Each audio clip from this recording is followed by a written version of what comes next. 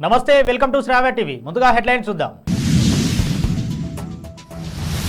Avatar 3 movie release date fix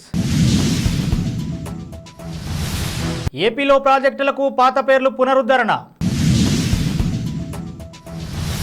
క్యాన్సర్తో YouTube మాజీ CEO మృతి భారత షూటర్ అభినవ్ బింద్రాకు ప్యారిస్ ఒలింపిక్స్లో అరుదైన గౌరవం వయనాడ్లో ప్రధాని Narendra Modi aerial survey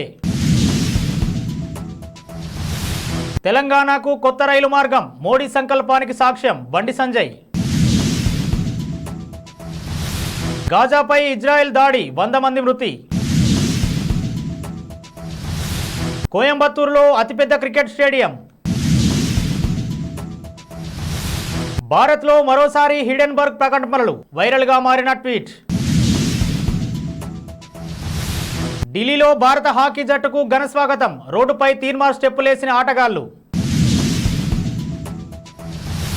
visual wonder Avatar franchise లో 3వ పార్ట్ గురించి మేకర్స్ అప్డేట్ ఇచ్చారు. Avatar fire and ash movie వచ్చే ఏడాది డిసెంబర్ 19న విడుదల చేయనున్నట్లు ఇవాళ ప్రకటించారు. పండోరా గ్రహంలోని కొత్త జీవులు సంస్కృతుల గురించి ఇందులో చూడబోతున్నారని డైరెక్టర్ జేమ్స్ కామెరూన్ తెలిపారు. 4వ భాగం 2029 డిసెంబర్ 21, చివరి పార్ట్ 2031 డిసెంబర్ 19న ప్రేక్షకుల ముందుకు తీసుకొస్తామని తెలిపారు. ఏపీలోని పలు ఇరిగేషన్ ప్రాజెక్టులకు పాత పేర్లను పునరుద్ధరిస్తూ ప్రభుత్వం ఆదేశాలు జారీ చేసింది. వైఎస్ఆర్ పలనాడు కరువు నివారణ ప్రాజెక్టు పేరును గోదావరి పెన్నా నదుల అనుసంధాన ప్రాజెక్టుగా మారుస్తూ ఉత్తర్వులు జారీ చేసింది. వైఎస్ఆర్ వేదాద్రి ఎత్తిపోతలను ముక్తాల ఎత్తిపోతల పథకంగా మారుస్తూ ఆదేశాలిచ్చింది. మొత్తం 12 ప్రాజెక్టులకు వాటి అసలు పేర్లు అమల్లో ఉంటాయని తెలిపింది. యూట్యూబ్ మాజీ సీఈఓ సుసాన్ డయాన్ వోజ్కీకి క్యాన్సర్తో కన్నుమూశారు. ఈ విషయాన్ని ఆమె భర్త డెన్నిస్ ట్రాపర్ వెల్లడించారు. యుఎస్కు చెందిన సుసాన్ 2014 నుండి 2023 వరకు యూట్యూబ్ సీఈఓగా పనిచేశారు. ఆమె మృతిపై గూగుల్ సీఈఓ సుందర్ పిచాయ్ తీవ్ర విచారం వ్యక్తం చేశారు. ఆమె 2 ఏళ్లుగా క్యాన్సర్తో బాధపడుతున్నారని పేర్కొన్నారు. భారత షూటర్ అభినవ్ బింద్రాకు ప్యారిస్ ఒలింపిక్స్ లో అరుదైన గౌరవం దక్కనుంది. ఒలింపిక్స్ లో అత్యుత్తమ సేవలు అందించినందుకు అంతర్జాతీయ ఒలింపిక్ కమిటీ ఈ రోజు ఒలింపిక్ ఆర్డర్ అవార్డుతో సత్కరించనుంది. ఒలింపిక్స్ ముగియడానికి ఒక రోజు ముందు ప్యారిస్ లో జరిగే 142వ ఐఓసీ సెషన్ లో ఆయనకు ఈ గౌరవం ఇవ్వనున్నారు.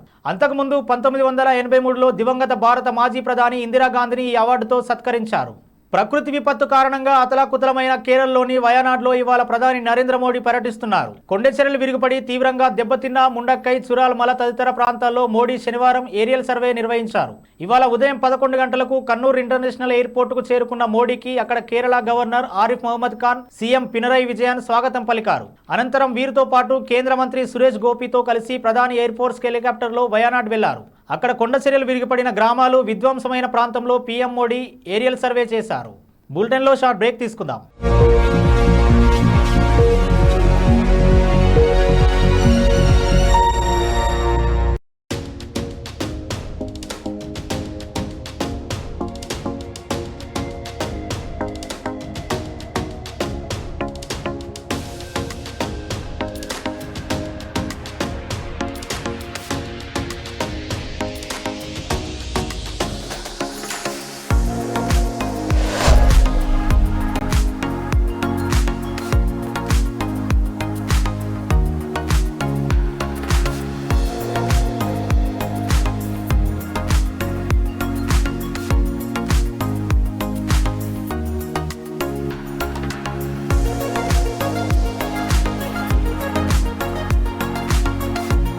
Welcome to Ramesh Dental Care. This is Dr. Ramesh, MDS, Conservative Dentist and Endodontist.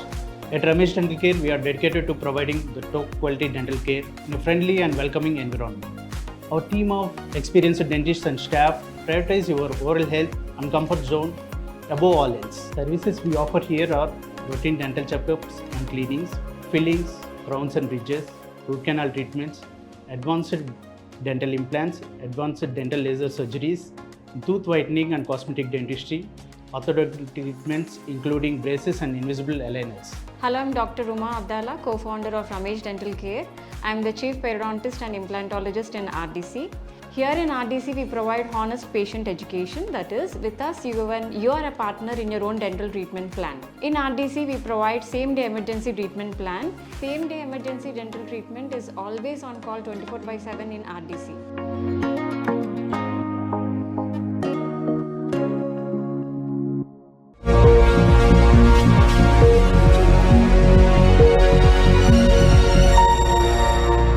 Welcome back. Telangana మీదుగా కొత్త రైల్వే లైన్ ఏర్పాటుకు కేంద్ర కేబినెట్ ఆమోదం తెలపడంపై కేంద్ర హోంశాఖ సహాయ మంత్రి బండి సంజయ్ స్పందించారు. ఈ నిర్ణయం రైల్వే నెట్వర్క్ ను పటిష్టం చేసే విషయంలో ప్రధాని నరేంద్ర మోడీ సంకల్పానికి సాక్ష్యమన్నారు.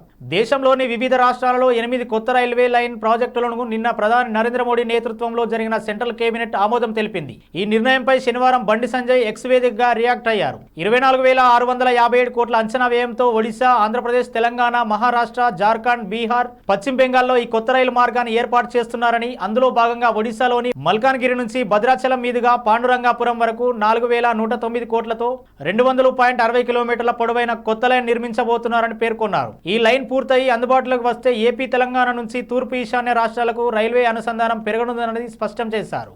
పశ్చిమాసియాలో ఉద్రిక్తలు నెలకొన్నాయి. ఈ టైంలో గాజాపై ఇజ్రాయెల్ వైమానిక దాడులకు పాల్పడింది. గాజాలోని అల్-సహబ్ ప్రాంతంలో ఓ పాఠశాలపై ఇజ్రాయెల్ దాడి చేసింది. ఈ దాడిలో దాదాపు 100 మంది చనిపోయినట్లు స్థానిక మీడియా తెలిపింది. అయితే ఇజ్రాయెల్ మిలిటరీ సెంటర్ మాత్రం హమాస్ కమాండ్ సెంటర్ పై దాడి చేసినట్లు వెల్లడించింది. గత వారంలో గాజాలోని 3 స్కూళ్లపై ఇజ్రాయెల్ దాడి చేసింది. ఇటీవల స్కూల్పై జరిగిన దాడుల్లో 30 మంది చనిపోయారు. ఆగస్టు 1న స్కూల్పై జరిగిన దాడిలో 15 మంది చనిపోయారు.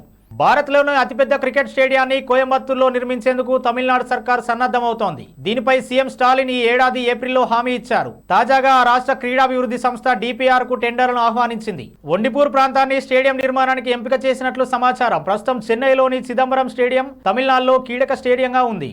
అదానీ గ్రూప్ కంపెనీలపై గతేడాది America short seller Hindenburg research ఇచ్చిన నివేదిక దేశ వ్యాపార రంగాన్ని ఓ కుదిపేసిన విషయం తెలిసిందే. తాజాగా హిడెన్బర్గ్ రీసెర్చ్ ఎక్స్ వేదికగా మరో పోస్ట్ చేసింది. శనివారం ఉదయం తన ఎక్స్ ఖాతాలో సంథింగ్ బిగ్ సూన్ ఇండియా అని రాసుకొచ్చింది. దాంతో ఈ ట్వీట్ ఇప్పుడు సోషల్ మీడియాలో వైరల్ అవుతోంది. దీనిపై పలు రకాల స్పందనలు వస్తున్నాయి. హిడెన్బర్గ్ మరోసారి భారత మార్కెట్లో బాంబు పేల్చనుందా అని నెట్టింట చర్చ మొదలైంది. ఈసారి ఏ కంపెనీపై నివేదిక విడుదల చేయనుందో అంటూ దేశవ్యాప్తంగా అందరూ చర్చించుకుంటున్నారు. అయితే మన ఆర్థిక వ్యవస్థను దెబ్బతీయాలనే ఉద్దేశంతోనే హిడెన్బర్గ్ ఇలా కుట్రపూరిత ఆరోపణలు చేస్తోందనేది కొందరి అభిప్రాయం. ప్రస్తుతం హిడెన్బర్గ్ పెట్టిన ఈ పోస్ట్ మాత్రం సోషల్ మీడియాలో వైరల్ గా మారింది. కాగా తమను తాము అమెరికా పెట్టుబడి పరిశోధన సంస్థగా పిలుచుకునే హిడెన్బర్గ్ రీసెర్చ్ ను నాథన్ ఆండర్సన్ 2017లో స్థాపించారు. ప్రస్తుతం ఈ సంస్థలో దాదాపు 10 మంది ఉద్యోగులున్నారు. ప్యారిస్ ఒలింపిక్స్ లో సత్తా చాటి కాంస్య పథకం గెలిచిన భారత పురుషుల హాకీ జట్టు శనివారం ఉదయం స్వదేశానికి చేరుకుంది. ఈ నేపథ్యంలో ఉదయం నుంచే అభిమానులు భారీ సంఖ్యలో ఢిల్లీలోని ఇందిరాగాంధీ అంతర్జాతీయ విమానాశ్రయానికి చేరుకొని ఆటగాళ్లకు ఘన స్వాగతం పలికారు. Captain Harmanpreet Singh, goalkeeper Sreejesh, మాజీ సారథి మన్ప్రీత్ సింగ్ తో పాటు ఇతర ప్లేయర్లకు మెడలో పూలదండ, రుమాలు వేసి అధికారులు గ్రాండ్ వెల్కమ్ చెప్పారు. దీంతో జట్టులోని ప్రతి సభ్యుడు, సిబ్బంది ఆనందంగా, ఉల్లాసంగా కనిపించారు. అలాగే కొందరు ఆటగాళ్లు బ్యాండ్ చప్పులకు హుషారుగా తీన్మార్ స్టెప్లు వేయడం కూడా చేశారు. బులెటిన్లో హెడ్లైన్స్ మరోసారి చూద్దాం. Avatar 3 movie release date fix. ఏపీలో ప్రాజెక్టులకు పాత పేర్లు పునరుద్ధరణ. క్యాన్సర్తో యూట్యూబ్ మాజీ CEO మృతి.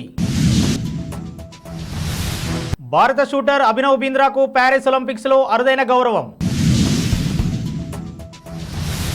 వయనాడ్లో ప్రధాని నరేంద్ర మోడీ ఏరియల్ సర్వే. తెలంగాణకు కొత్త రైలు మార్గం, మోడీ సంకల్పానికి సాక్ష్యం బండి సంజయ్. గాజాపై ఇజ్రాయెల్ దాడి, 100 మంది మృతి. కోయంబత్తూరులో అతిపెద్ద క్రికెట్ స్టేడియం. భారత్లో మరోసారి హిడెన్బర్గ్ ప్రకటనలు, వైరల్గా మారిన ట్వీట్. ఢిల్లీలో భారత హాకీ జట్టుకు ఘన స్వాగతం, రోడ్డుపై తీన్మార్ స్టెప్పులేసిన ఆటగాళ్లు. ఇవి ఇప్పటివరకు అప్డేట్స్. మరో బులెటిన్లో మళ్ళీ కలుద్దాం. చూస్తూనే ఉండండి శ్రావ్య టీవీ.